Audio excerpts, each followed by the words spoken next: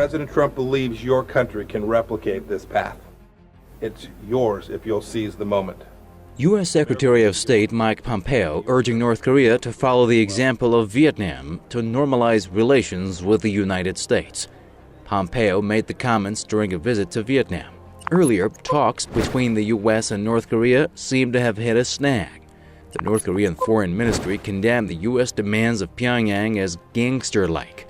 It also called Pompeo's latest visit to the North regrettable and said, "The high-level talks this time brought us in a dangerous situation where we may be shaken in our unshakable will for denuclearization."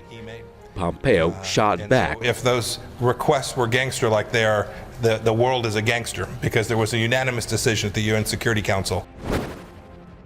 Kim Jong-un has said that he wants a gradual denuclearization process, taking steps at a time and receiving compensation for those steps, rather than just taking a unilateral denuclearization.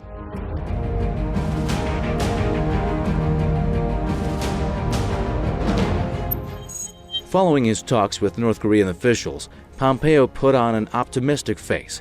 He described the talks as constructive. This was at odds with the harsh language from Pyongyang.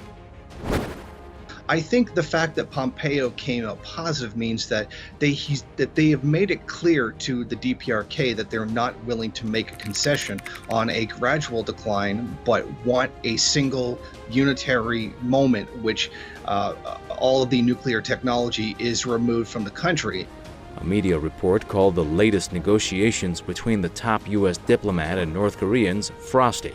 Does that mean Pompeo left the North empty-handed?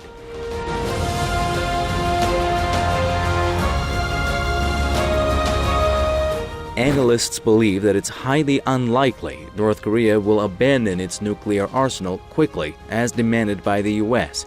Keeping a powerful deterrence is a matter of life and death for the North. That's key to survival. They openly say they are different from those countries the U.S. invaded. They also say Saddam Hussein would still be alive if he had actually possessed weapons of mass destruction. Actually invading and attacking the DPRK is off the table at this point because of the nuclear weaponry that is held by the DPRK. It is the significant deterrent that if invaded, they could cause a significant amount of damage to the United States. It seems that the only thing that the U.S. can do at this time, because of the threshold that has been passed by the DPRK having nuclear weapons, is to simply place more sanctions on the country. The North says it is committed to denuclearization, but it has learned a lesson from the history of U.S. wars.